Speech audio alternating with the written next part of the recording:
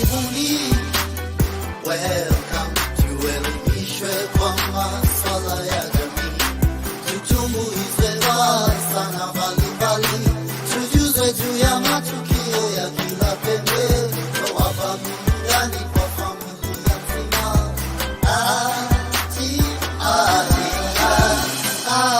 nzima.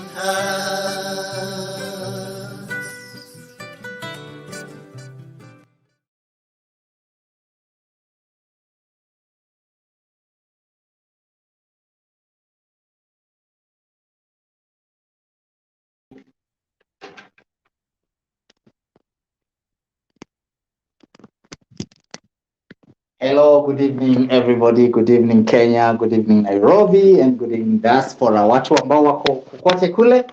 Welcome to the show. This is Eshuchi Lumumba once again, and of course this is Art and Hearts. This is Tuesday. That means we are talking Nobody Cares. And of course the topic tonight is quite a controversial one, a heated one, and for that matter, we're gonna ease it down a little with some little music. Pia kitambo. Sijui kwa nini watu wa kitambo walikuwa wanaimba sana kuhusu mapenzi ambayo hayajaobea, yani what you can call love that is not reciprocated. So there's this old artist of mine who sang about Julieta. Alimba, Julieta, Julieta, uko wapi? Julieta, Julieta, uko wapi? Tangu tulipatana uko wapi? Tangu tulipatana miaka 2 iliyopita uko wapi? Uliniacha kuwa mimi sijui Kizungu. Uliniacha kuwa mimi sijui Kizungu. Ukamfuata mwalimu wa Kizungu. Ukamfuata mwalimu wa Kizungu. Yule mwalimu akakufukuza tabia zako mbaya. Yes, now the irony with that song would be mimi ndio yule mwalimu wa Kizungu. Sasa I think people like Eli Makomere, Matasio of the Men's Den, and James, I think you're all in trouble if you have a Julieta in your life. Anyway, back to business. Thank you everyone who's on the link. Thank you for joining and thank you for coming through. I know the schedules are tight, the festivities are all over the place. But yeah, kazi ni kazi, and issues still need to be addressed. Nobody cares. I think first of all, before I even get into the depth of it, I need to address my understanding of what I feel. First of all, I have to tell you that nobody cares because nobody here is gonna be me, because everyone out there won't care, and that's why I'm bringing this good news to you.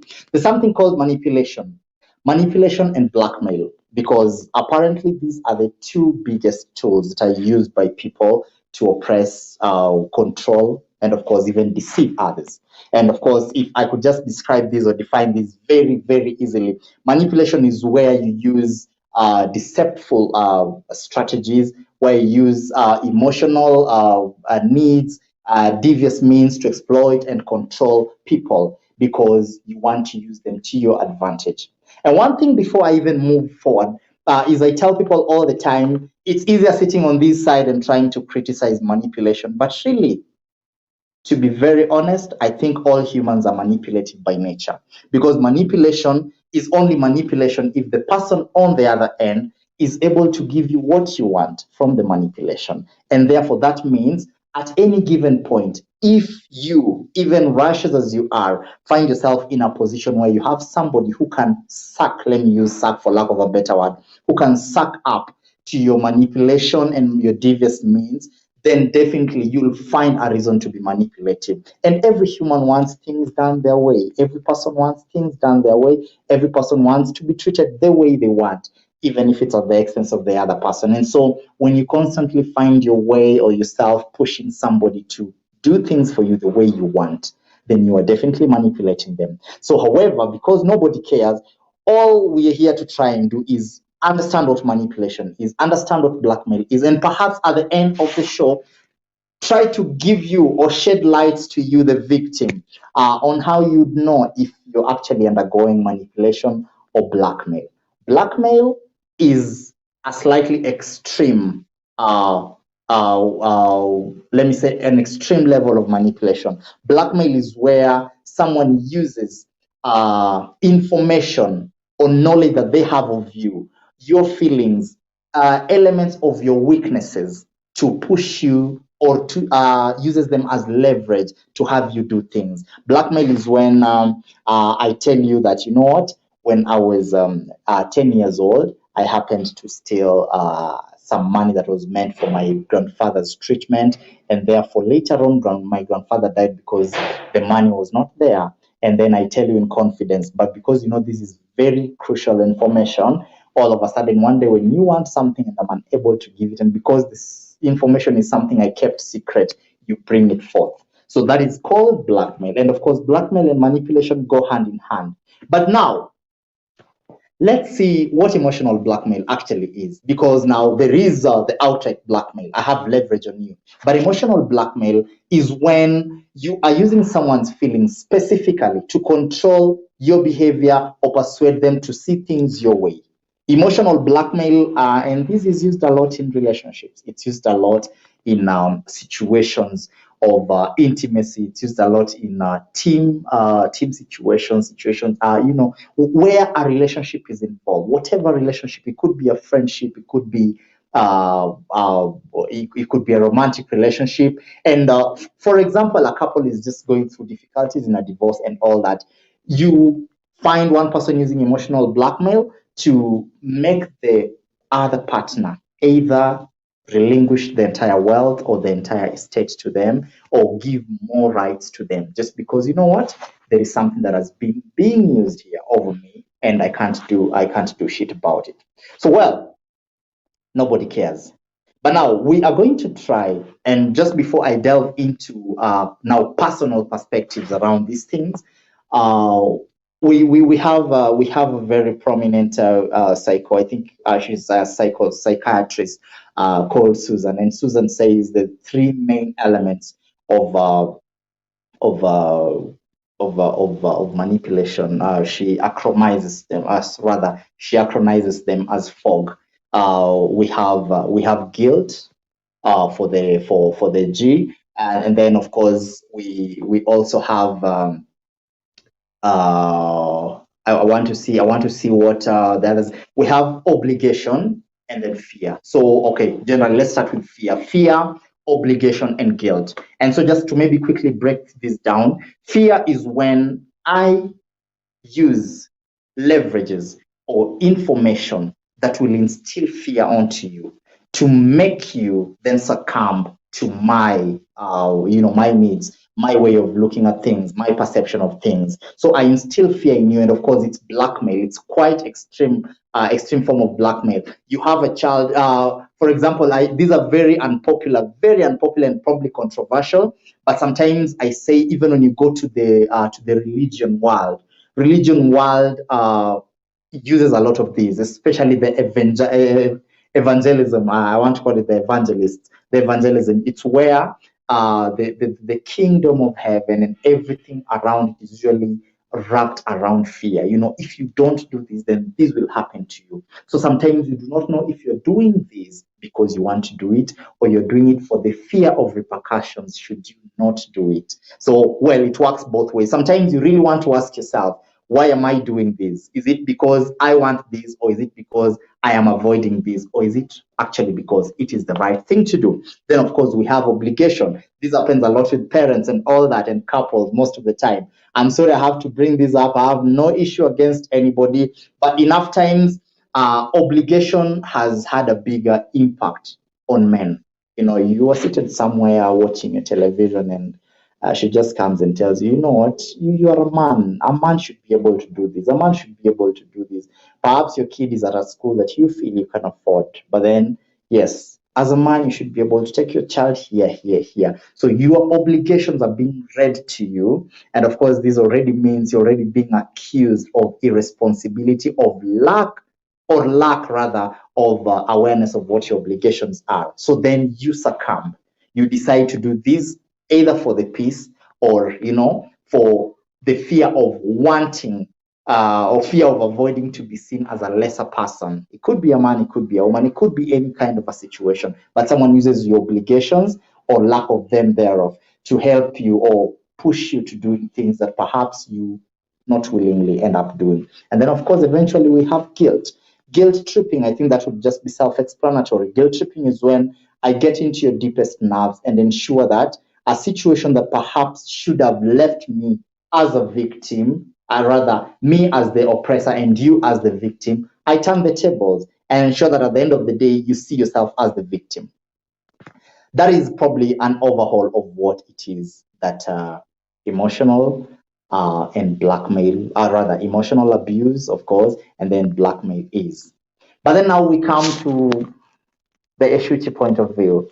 I think this is usually where I want to engage with the audience the most, because this is where now we find controversial points of views. We have very extreme points of views.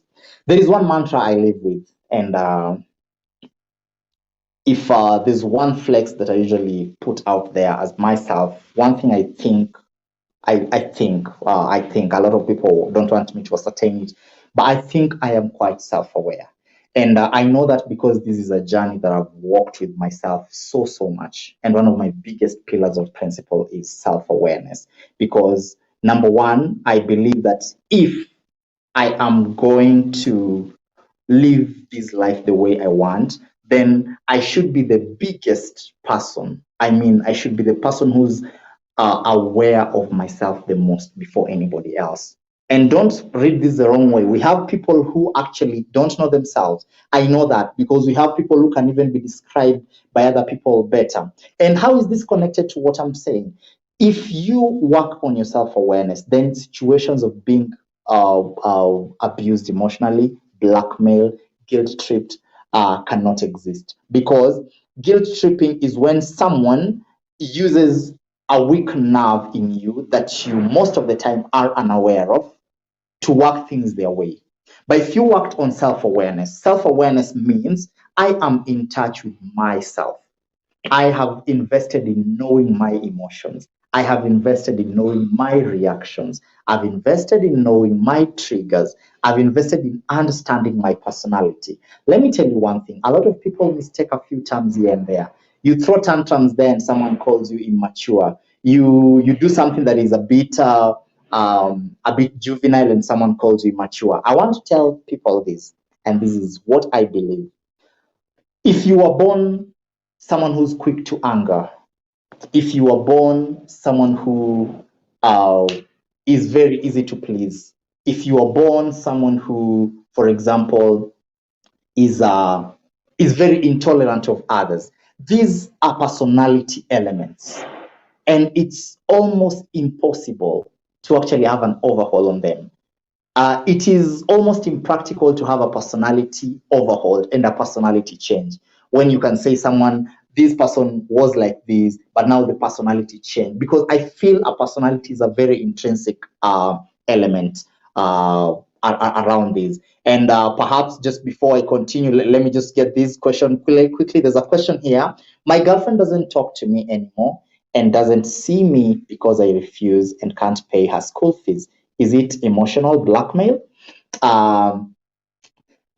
I find that is obligation. That is emotional blackmail, and of course, in the obligation compartment. Let me get back to that after making my point. So my point is this simple: if you are aware of who you are, then maturity is not when you become somebody else. Maturity is when you now employ your knowledge of yourself to become what I would call an antidote to your own self. So, for example, if I know that an altercation of this nature usually gets me to be angry, and I know I will get angry, maturity does not dictate that I will not get angry. Maturity then dictates that I have overseen the possibility of this situation, and so I will avoid the trigger. I'll perhaps avoid the confrontation. I will perhaps avoid anything else that will lead me there.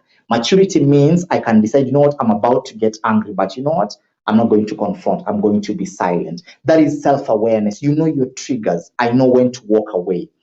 Now, back to the question. My girlfriend doesn't speak to me and tells me, you know, I have to pay rent, blah, blah, blah. is this blackmail? This is blackmail because number one, blackmail is when, first of all, a person is not asking you in a proper way. The asking is not unconditional because asking has to be, if I'm going to help you, it needs to be unconditional.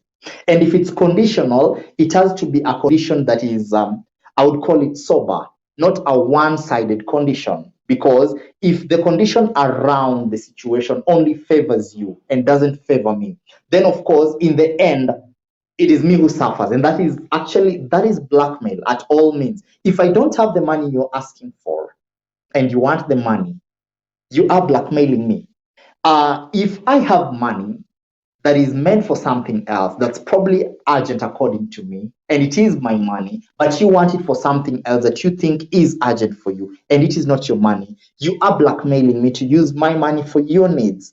And your needs are coming first because you are using a weak point of mine to paint me in a manner that then would make me look like if I don't do this, then I am failing in this and this way. Guilt tripping. Basically, that is what it is. Emotional blackmail typically involves two people who have established a close or personal intimate relationship. So basically, you need to have a level of relationship with somebody to even qualify or to even get to emotional blackmail. Because then emotions mean I am playing with the element of you that should be guarded. Because when someone is digging into your emotions, then that means these people are coming from a point of deep, deep existence in your life.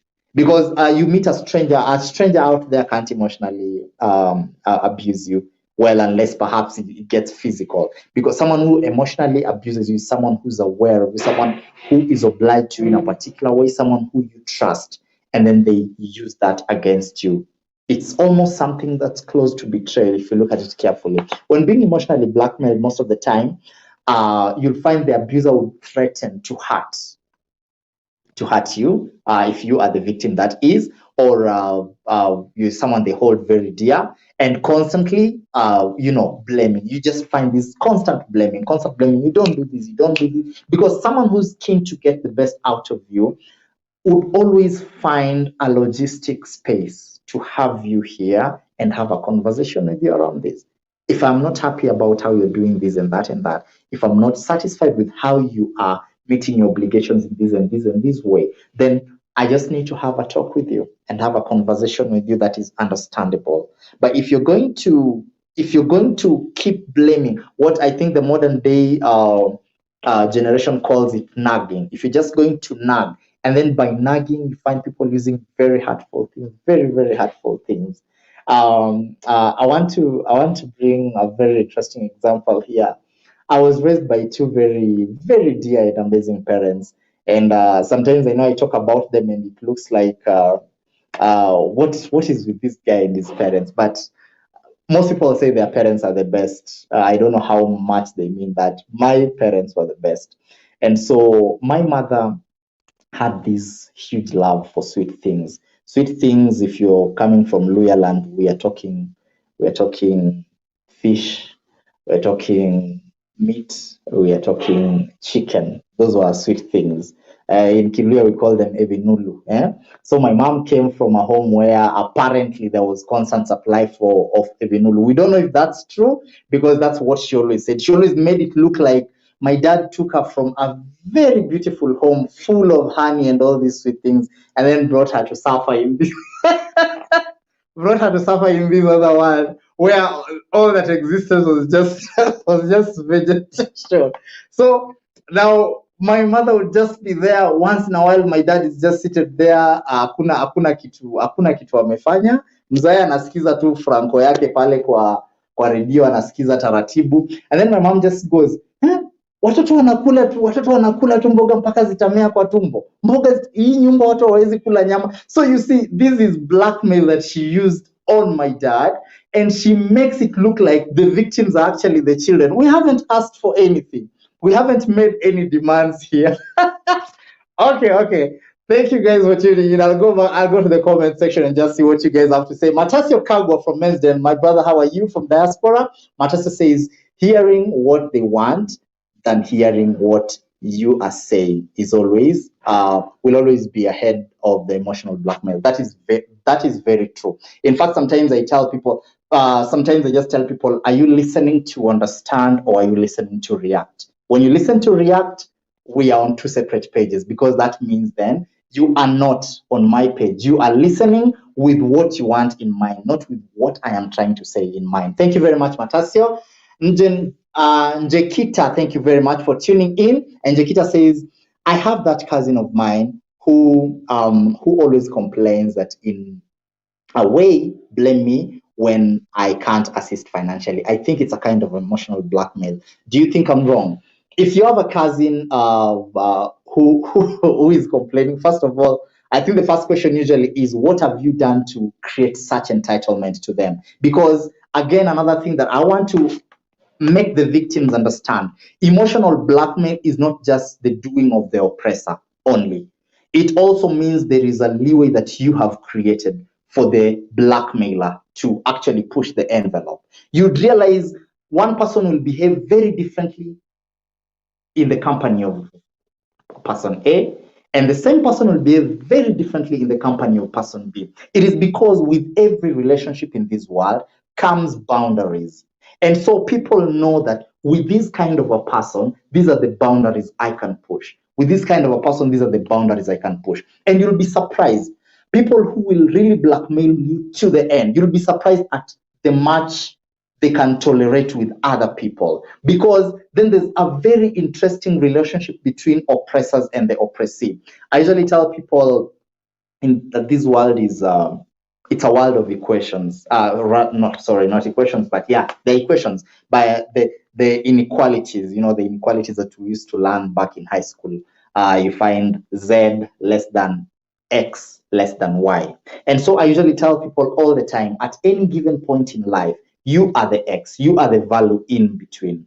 There's always someone who's less than you or someone who's greater than you. And this is, of course, hypothetically put. And this is how I want to explain it. The person who's less than you is this person who's always looking out to you.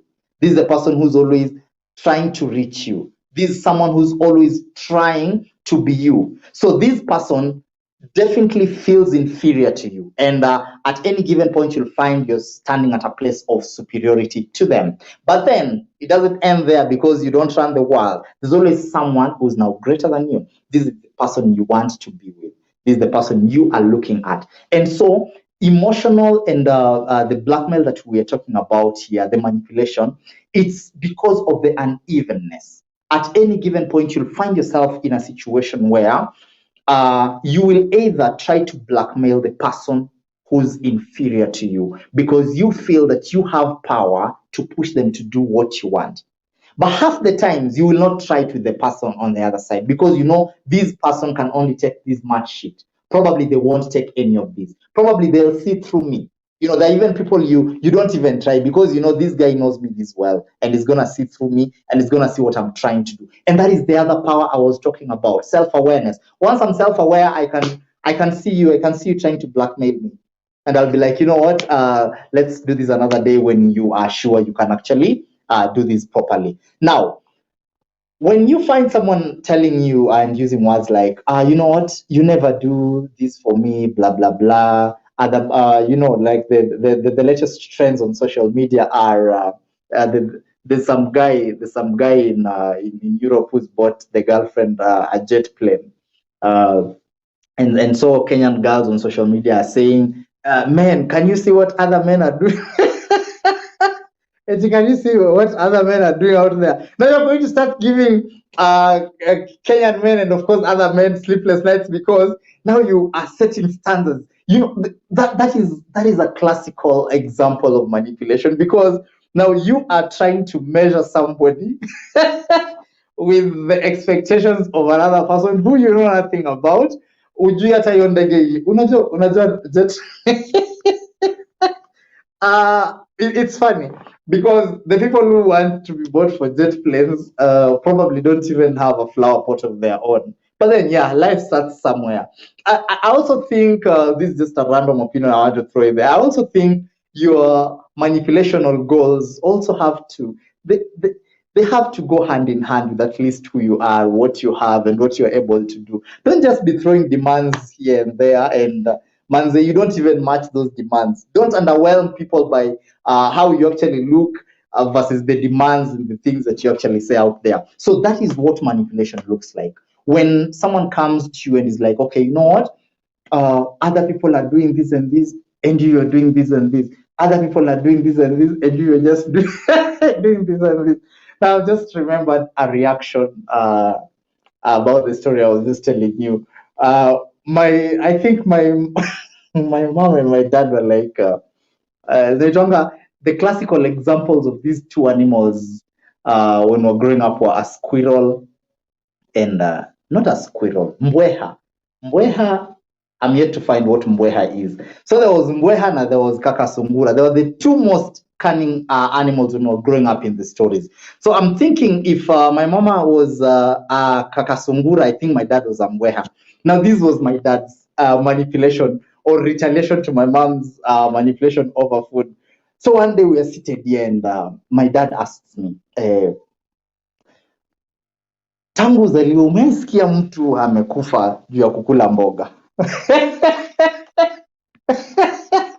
And then of course, this is my dad, and I'm seated there, and of course, he's using me to be an alibi so that my mom really looks bad, and I go like, hapana, sijawahi. Akasema hizi vitu zote, hizi vitu mnang'ang'ana kutafuta, hii manyama mnaona hapa yote, hii ni magonjwa, these are sicknesses. Kula mboga. Mboga ndio afya. So he would pull that every other time my mom would ask for, yes, mbweha is a fox. Mbweha is a fox. I think my producer just helped me. Thank you very much. Mbweha is a fox, yes. So there would just be these, a manipulation after another. And I love these examples because they really just bring me to what this is. Of course, that was back then. So right now, when I look at the world right now, I see very advanced level of manipulations. And the problem is the lack of self-awareness. And for some reason, I can even call it insecurity and esteem issues in people makes them have very interesting and very extreme reactions to manipulation. Because if you didn't know, people literally get into depression due to manipulation. People literally get into health issues. People even get into terminating relationships. People get into divorces just because, you know what, I can't take this blackmail anymore, and now I feel embarrassed and I cannot hide my face anywhere else. And so what do I have to do?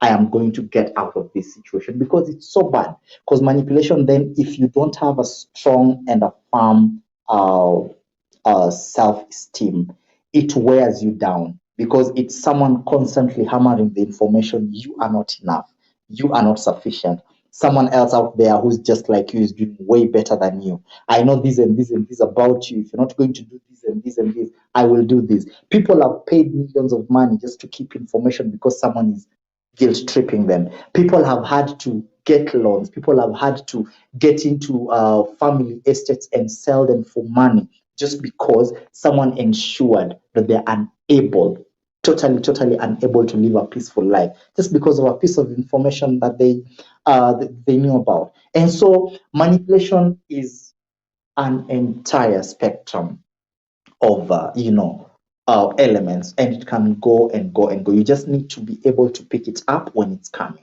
In our next week topic, and of course these I think will be being led by if I'm not wrong, it could be James. We'll be talking about, of course, nobody cares as usual. How do you gain back power in a manipulative relationship?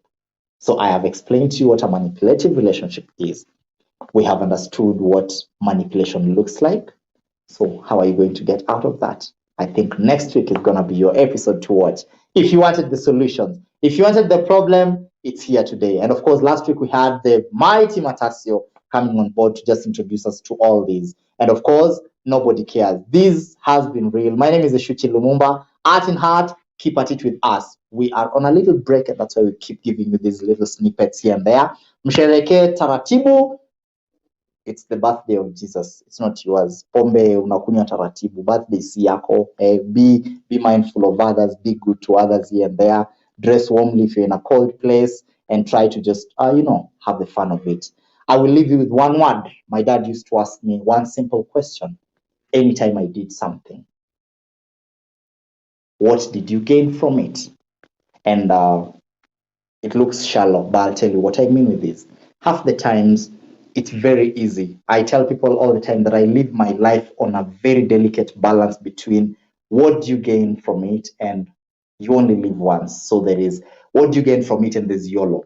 Yes, you only live once. You want to do the best out of it, and you want to live very nicely. You want to be adventurous. But even before you get into that route of carefreeness, even when you want to dive into that zone of, you know what, you only live once, ask yourself, what do you gain from it? If it's not worth it, then it's not even worth that YOLO. You can transfer that energy and use it for something else. Nobody cares. Manipulation and blackmail. It's all and all. Back to you in studio, and thank you very much for watching. Eshuchi Lumumba. I am in Eldoret City, the only other city that I know about. That's why I'm warmly dressed, because I want to keep warm. So wase mkouko, like I told you, wase wa Nairobi, I can't help you. I hear it was very cold. Wase wa diaspora, Kinaeli na Matasio, I also can't help you much. But yeah, God bless. Merry Christmas and have an amazing New Year. Happy holidays, everybody.